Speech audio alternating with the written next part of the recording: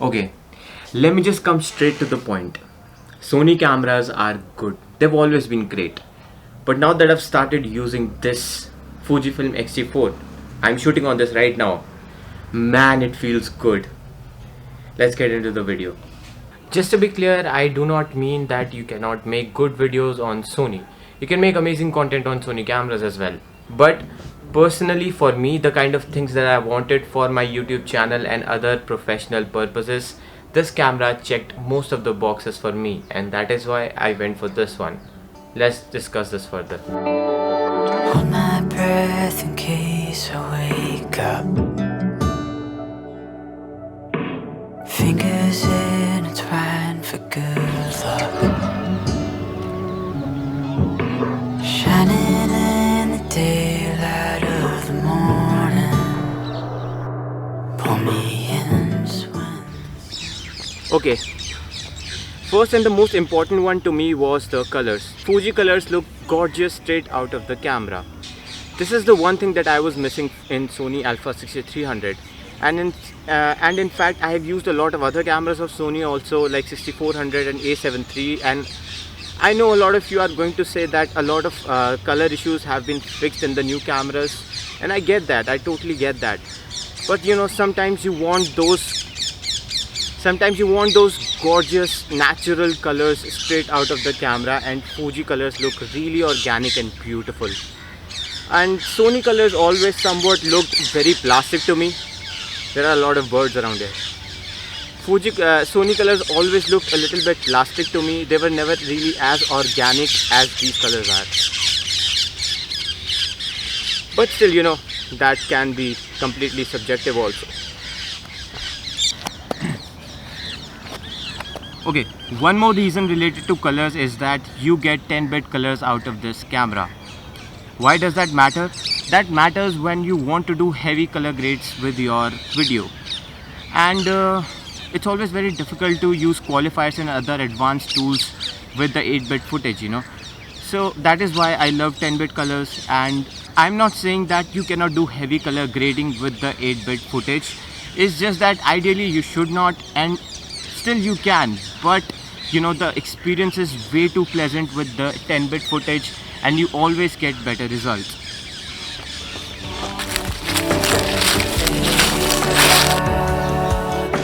Closer than we've ever been. Here now.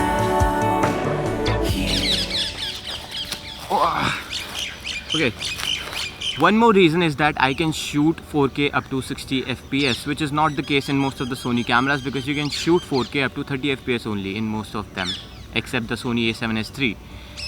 So it won't matter to most of the people who do not shoot 4K at all, but to the ones who shoot 4K, it is a blessing, because now you can shoot even your slow motions in 4K also. So you know, you can keep your video quality consistent throughout your film. Plus, you have so many choices in terms of the codecs and data rates. Like, you can shoot 120 FPS and 240 FPS up to 400 megabits per second. While in Sony, even the 4K is limited up to 100 Mbps, which actually disappoints sometimes a lot. Because you know, when you're shooting 4K, you want the video quality to be really high. So in that case, yes, you want to go above 100 Mbps data rate, and it is available here in Fujifilm. I don't know if you can even hear anything because there are a lot of birds around here. I still cannot take this mask off because if a guard comes, it's still mandatory to wear these masks in Delhi. So if a guard comes, I'm gonna have to be really fast to put that back on, like that. So yeah. Oh, I see one of them walking towards me. Okay. Apart from that, you get some physical features like a flip out screen, which is a touch screen also, and you get an IBIS which is way better than what you get on A7 III. I mean it. I've used the IBIS on A7 III. It's not that useful, you know, especially when it comes to videos. Like this can be an IBIS test also. Like I'm walking with the camera around, you can already see the kind of stabilization it's there. It's not going to be as smooth as a Panasonic GH5, but still, you know, it's gonna be better than most of them out there. two parts, mend each other's pieces from the dark, trading in memory for the future. Okay, now these were some of the reasons, or what should I say, some of the major reasons why I switched from Sony to Fuji. Now I'm not saying, now I don't want to say that if you've recently bought a Sony camera then you've wasted your money or anything. You can still make great content, because I know that, because I have been doing that for last 3 years, mostly for client work.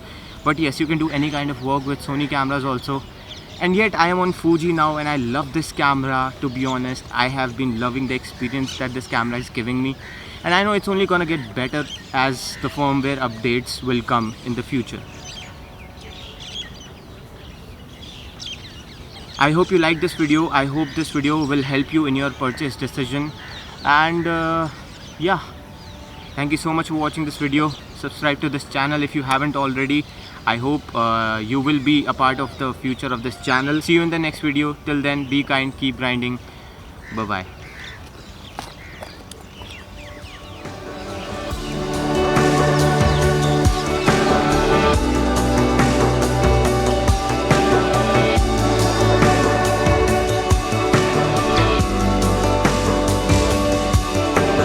Hold my breath in case I wake up.